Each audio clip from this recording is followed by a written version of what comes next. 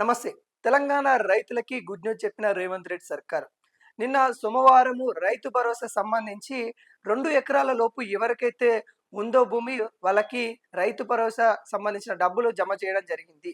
మిగతా వారికి ఎప్పుడేస్తారు? మరి గతం సీజన్ ఏవైతే పంట ఉందో వాటికి సంబంధించిన రైతు భరోసా 4 ఎకరాల వరకే వేశారు. మరి మిగతా వారికి ఏస్తారా? వెయ్యరా? అన్న ఆందోళన కూడా తెలంగాణ రైతుల్లో కనబడతా ఉంది. వీటన్నిటి గురించి అయితే మాట్లాడుకుందాము. నిన్న దాదాపుగా 41,00,000 రైతులకి పైన అకౌంట్‌ల డబ్బులైతే జమ చేశామన్నట్టు కూడా చెప్తా ఉన్నారు రేవంత్ రెడ్డి సర్కారు. దాదాపుగా 2,000,00,00,000కు పైచికనే నిన్న రైతుల ఖాతాలో డబ్బులు పడ్డాయి అన్నట్టు కూడా రేవంత్ రెడ్డి సర్కార్ చెప్తా ఉంది. తర్వాత ఎవరైతే 2 ఎకరాల పైన ఎవరికైతే భూమి ఉంటుందో వాళ్ళకి ఈ 9 రోజులలో కూడా వేస్తామన్నట్టు కూడా చెప్తా ఉంది. సరే, ఇప్పుడు ఏదైతే ఖరీఫ్‌కు సంబంధించిన సీజన్‌కి డబ్బులైతే వేస్తా ఉన్నారు. పంట సీజన్ స్టార్ట్ కాకముందుకే ఇప్పుడు నాట్లు ఇంకా స్టార్ట్ కాకముందుకే ముందే డబ్బులేస్తా ఉన్నారు. మరి గతం సంబంధించిన మరి సీజన్ డబ్బులు వేస్తారా? వెయ్యరా? అన్నట్టు కూడా తెలంగాణ ప్రజలు అడుగుతా ఉన్న పరిస్థితి కనబడతా ఉంది.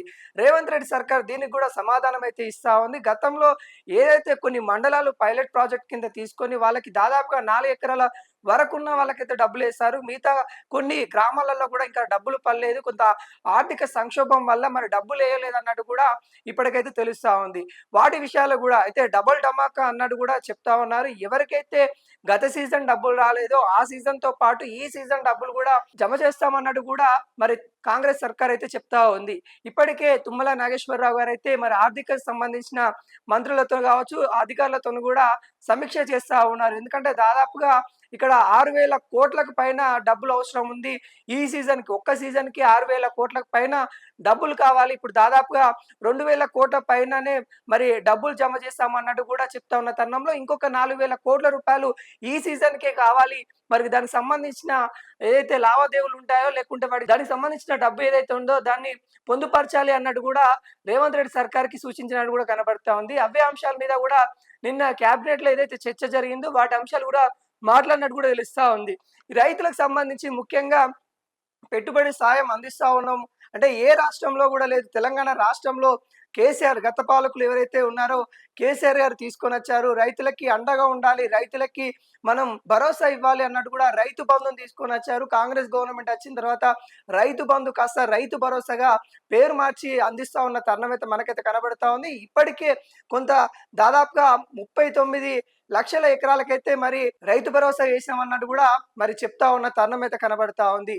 మరి చూడవాలి ఎవరికైతే ఇంకా పడలేదో లేకుంటే టెక్నికల్ ఇష్యూ ఉన్నాయో వాళ్ళ గురించి కూడా ప్రతి గ్రామాల్లో మరి ఒక అధికారిని నియమిస్తాము. వాళ్ళకి సంబంధించిన హెల్ప్ లైన్ నెంబర్లు కూడా పొందుపరుస్తాము. మీరు అక్కడికెళ్ళి ఖచ్చితంగా తెలుసుకోవచ్చు మీకు డబ్బులు ఎందుకు పడలేదు అనే దాని గురించి కూడా వాళ్ళు సలహాలు ఇస్తారు. ఏమైనా టెక్నికల్ ఇష్యూస్ కావచ్చు, లేకుంటే రేషన్ కార్డులో, ఆధార్ కార్డులో పేరు కరప్షన్ ఉండొచ్చు.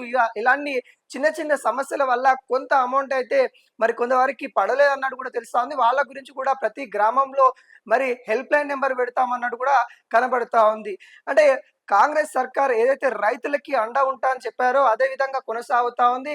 ఇప్పుడు సంబంధించిన ఎలక్షన్స్ కూడా వస్తా ఉన్నాయి కాబట్టి పూర్తి స్థాయిగా మరి ఎవరికైతే వ్యవసాయం ఎంత పండిస్తారో అన్ని ఎకరాలకు కూడా రైతు భరోసా ఇస్తామని అయితే చెప్తా ఉన్న పరిస్థితిలో మరి అందరికి కూడా వేసే పరిస్థితి అయితే కనబడతా ఉంది. ఎంత ఆర్థిక సంక్షోభంలో ఉన్న మరి స్థానిక ఎలక్షన్స్ వస్తా ఉన్నాయి కాబట్టి మరి రైతుల్లో కొంత మెప్పు పొందాలి కాబట్టి మరి రైతులకి గత ప్రభుత్వం ఏ విధంగా ఇచ్చిందో అదే విధంగా ఒక్క ఎకరానికి 6,000 రూపాయలు చొప్పున మరి వేస్తామనేది అయితే ఎన్నికల్లో హామీలు 7,500 ఉన్నప్పటికి కూడా ఇప్పటికైతే 6,000 రూపాయలు అయితే వేస్తా ఉన్నాము.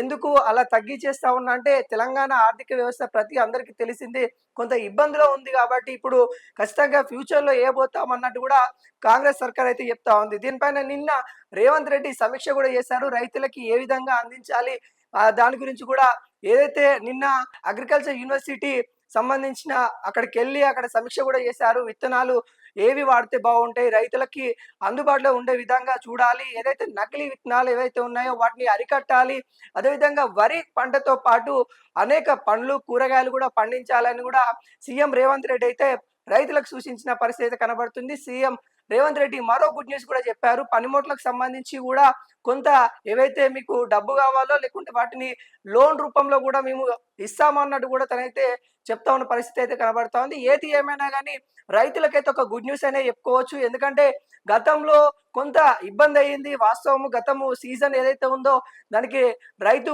భరోసా ముందే ఏయాల్సి ఉండే కాకుంటే పంట కోతలయిన తర్వాత ఏసిన పరిస్థితి అయితే కనబడతా ఉంది. ఈ అన్ని అంశాలు గూడా సీఎం రేవంత్ రెడ్డి సమీక్షించి ముందే ఏస్తా ఉన్న పరిస్థితి అయితే కనబడతా ఉంది.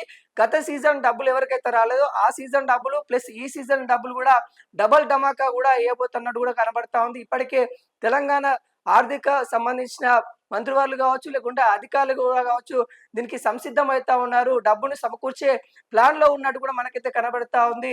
మరి ఈ 9 రోజుల్లో మిగతా వాళ్ళకి గూడా మరి డబ్బు జమ చేసే పరిస్థితి అయితే తెలంగాణలో కనబడతా ఉందని గూడా చెప్పుకోవచ్చు.